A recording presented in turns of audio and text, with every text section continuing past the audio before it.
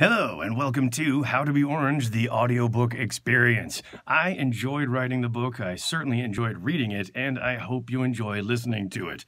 Go to youtube.com/Greg Shapiro and subscribe to my channel, and then you can click on the playlist. Enjoy. How to Be Orange, Chapter 11, Sint's Little Helper.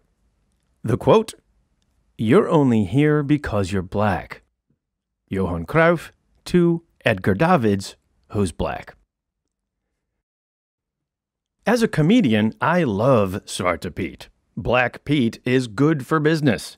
Santa Claus has his elves. Sinterklaas has his negers. Some people say Zwarte Piet is racism, such as the group of people who protested the annual Sinterklaas parade with t-shirts saying Zwarte Piet is racism. Of course, the cops arrested and beat them. Otherwise, people might have noticed. I remember a science fiction film where the aliens emit a substance that makes humans think they're adorable instead of hideous. Zwarte Piet seems to emit a similar substance that works specifically on Dutch people. For years, I've been performing shows at Boom Chicago Comedy Theater, making jokes about Zwarte Piet. The most entertaining bit is always after the show, when Dutch people passionately argue that Zwarte Piet is not really black. They insist it's the soot from the chimney that gives Zwarte Piet his red lips, hoop earrings, and afro. I was invited to sit on a panel to discuss Zwarte Piet, and I said yes. The event was called Zwart van Roet, or Black from Soot. The panel was hosted by Quincy Gario, the founder of Zwarte Piet is Racisme. He's also the one who was arrested and beaten for wearing his t-shirt at that Sinterklaas parade. Was he bitter? A little. I decided to share my story about Zwarte Piet. It's the same story I tell in the Zwarte Piet show at Boom Chicago. My kids are half Dutch, and they love Zwarte Piet. But it got awkward when a real Zwarte Piet came to our door.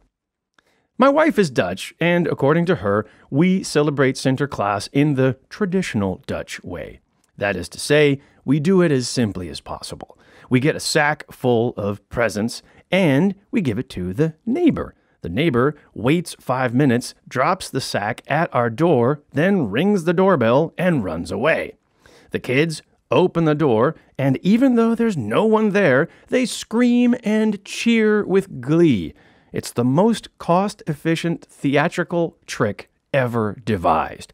No costumes, no actors, just a sack of props and a huge result. Leave it to the Dutch. One year, when my daughter was about 3, we finished dinner early and got ready for presents and pakjesavond. It was almost 6 o'clock. It was already dark, and before my wife could say, "Zwarte Piet will be here soon," we heard the doorbell ring. My wife looked at me as if to ask, "Did you go to the neighbor already?" I shook my head no. But my daughter, being 3 years old, was already at the door. She yelled, "Yay!" and whipped open the door. And there, standing in the doorway, was a guy with a black face, dark curly hair, and a brightly colored red and yellow outfit. The outfit said DHL Post. Now, I don't know whose decision it was to send this guy out delivering packages on the major holiday, the 5th of December, but sure enough, my daughter was living the dream. Her eyes filled with joy. I was looking at her thinking, oh, I hope you're not going to make the mistake of assuming that this delivery man is, oh my goodness. I moved toward her, but it was too late. She raised her hand and yelled, "Zwarte Piet!" My wife and I were frozen as the color drained from my face. My eyes locked with the DHL delivery guy as we got whiter and he got redder. The American in me was paralyzed with shame. We've made my daughter into a racist. But the Dutch part of me at the same time said, just play along. That's right, honey. It is Zwarte Piet. Sometimes Papa has to sign Zwarte Piet's magic clipboard, and Papa hopes Zwarte Piet never has to take the 5th of December evening shift again. Consistently, after I tell that story on stage, I'll have someone come up after the show and ask if I made it up. It's not true, right? That part about your daughter pointing to a black person and calling him Zwarte Piet? But how could it not be true? It happens all the time. At the Zwart van Roet event, there were plenty of black people with the same story. One man said he was in a cafe in late November when he found himself being laughed at. There was a 4-year-old Dutch kid who'd called him Zwarte Piet. The man responded by telling the parents that people should know the difference. No hat, no feather, no Zwarte Piet. And they just laughed at him. Another man had a kid point to him on the street and call him Zwarte Piet. He told the kid, "I'm not buying presents for you." The man said the parents were so offended they wrote a letter to the newspaper claiming they had been victimized. With that kind of attitude, they wrote, "This man is just asking for trouble."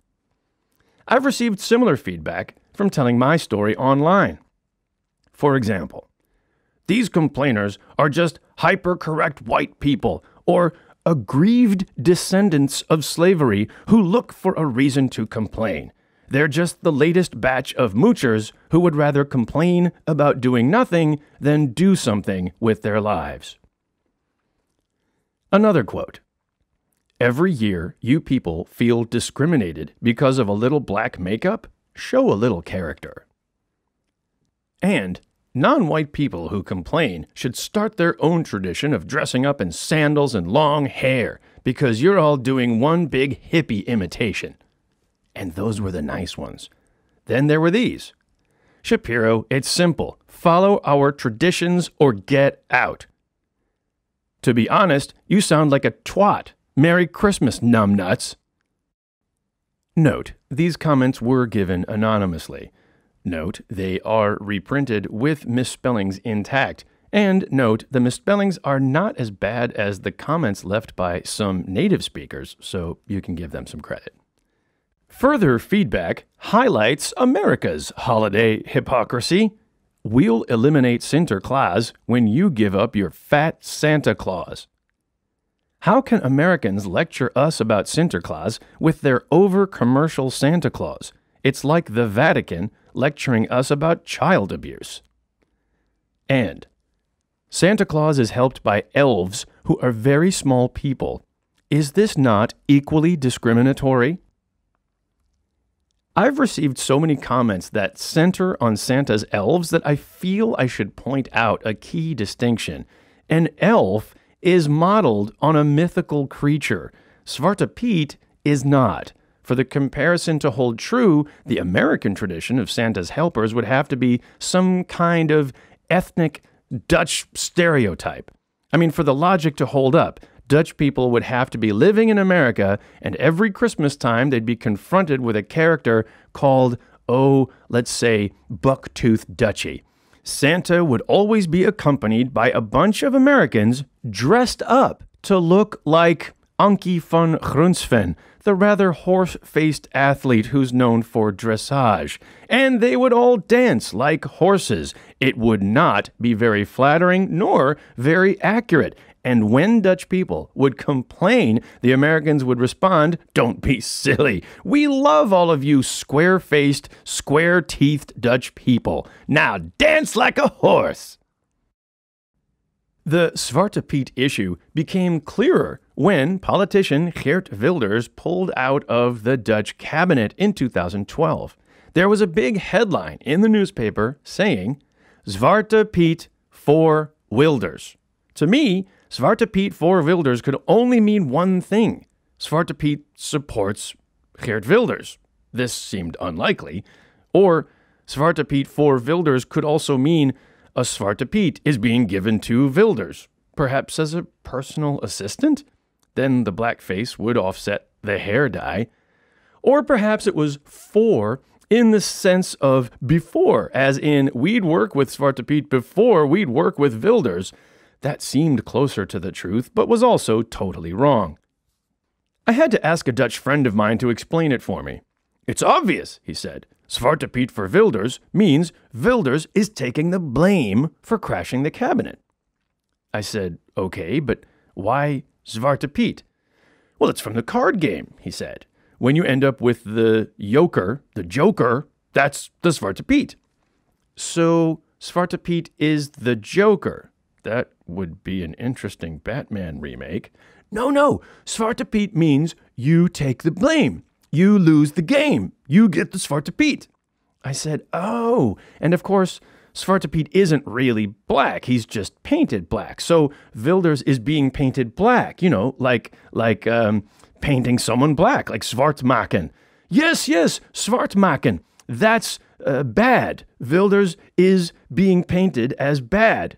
So Zwarte Piet is bad? No, Zwarte Piet is good. But if zwart maken, painting someone black, is bad, then surely painting your face black is bad. Well, Zwarte Piet isn't really black. It's just the soot from the chimney. Okay, I asked, so what's the bad part? The soot is bad? No. Okay, then the black face is bad? No. Okay, then just being black is bad. Yes, but in a good way. Back to the Zwart van Roet event. The guy behind the Zwarte Piet is Racism t-shirts is Quincy Gario. A highlight of the great Zwarte Piet debate was Quincy sitting next to Jeroen, the director of the kids' show Sinterklaas Journaal. You've got to give Jeroen some credit for showing up. He started by giving a compliment. It's an intelligent debate so far. I admit, I assumed you would all just be a bunch of Bijlmer types. Note, the Bijlmer is an area renowned for its high concentration of African and Caribbean citizens. Good old Dutch honesty, and thus whatever credit he'd had was immediately thrown out the window. Jeroen of Sinterklaas Journaal went on to insist that Dutch people do not see Zwarte Piet as black. He insisted it's just the soot from the chimney. I wished for his sake that he'd have brought his lawyer along. Jeroen, did you not see the poster for the event? Did you not read the title? Further, Jeroen denied that the makeup for Zwarte Piet is called Neger Zwart. While they debated that point, we watched as the technician did a Google search on the big screen on stage. And again, Jeroen insisted it's not called Neger Zwart. That would be Neger Black. But on screen, we were looking at several examples of the publicly available makeup called Neger Zwart. By the end, Jeroen admitted that maybe the depiction of Zwarte Piet could be seen as offensive to certain people. He admitted that next year they should do things differently. They should write in a few lines about how Zwarte Piet is not really black. I watched the following year's Sinterklaas Journaal. I didn't see anything about how Zwarte Piet is not really black. Yet I also noticed that my daughter had grown out of her Zwarte Piet phase. She no longer confuses black people with Zwarte Piet. In fact, when she was watching the white actor Eric van Mauswinkel on television, she recognized him as the head Zwarte Piet, even when he was appearing in his own show without makeup. To be honest, my kids are now old enough that they no longer believe in Zwarte Piet, and they no longer want to celebrate Sinterklaas. What's to become of Zwarte Piet? Well, at the Zwart van Roet event, there was an organizer who told how he went around to all the shops on the Bijlmerplein and lobbied them to remove Zwarte Piet imagery from their windows. I couldn't help thinking, why waste your time with HEMA shop windows? The HEMA headquarters is already at Bijlmerplein 355, right around the corner. It was by appealing to the management of Dutch confectioner Bous that they agreed to change the name of their traditional cookies, Negerzoenen. Zoenen means kisses.